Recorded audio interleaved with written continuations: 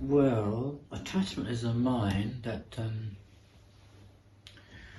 it often sees the pleasant qualities of, say, the person, the object that you're attached to, or the situation you're attached to, or it could be anything from sounds, sights, smells, taste, touch.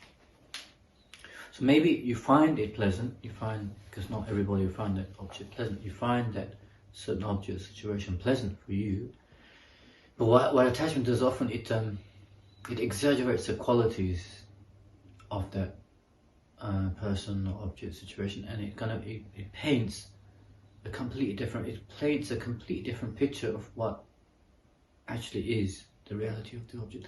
So what attachment does, it clouds our vision. We don't actually see anymore the object itself, right? Because it's so fixed onto the painting we've come across, and that what happens is, because we don't see reality anymore, we get always disappointed, because that we cannot get happiness from that object, because attachment thinks we will have the happiness when we are close. The closer we are to that certain object or situation, that person, the happier we will be. But as we get closer and try and live with it day to day, the mind will definitely get bored after a while, because the object that you thought would bring happiness doesn't bring that happiness that you want.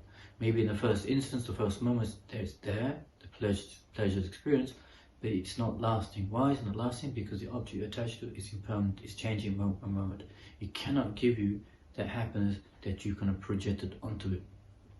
That's why often, if you see in your life how much, the more you follow the mind of kind of that attachment, wanting to be closer and more with that object or situation, it leads to disappointment.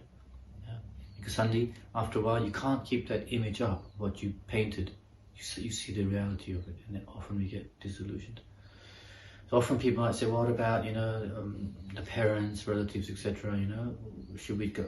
The opposite would be attachment, detachment. So it's not also the case that damages, we become very cold. Attachment we see as a mind that's bringing us difficulty, but what's left is affection. Affection to our relatives and parents, our relationships. So we know we care for the person, but not, we care for the person as they are. The reality is, this person is this, there's qualities, and there's the points which we don't want to look at, but there are the realities, the person's qualities and faults. So we balance them out, right?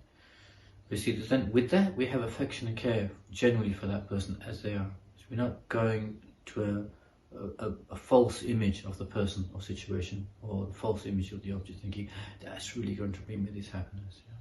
So often we check how often we've tried to push our levels of happiness by having the object near us, and we always get disappointed. That's why it's disastrous for us, actually. Most of our problems come due to that. Wanting that object of attachment and getting disillusioned by it, or thinking that object of attachment is going to stay in a very stable way, and it doesn't, and then we get disappointed. So that's a false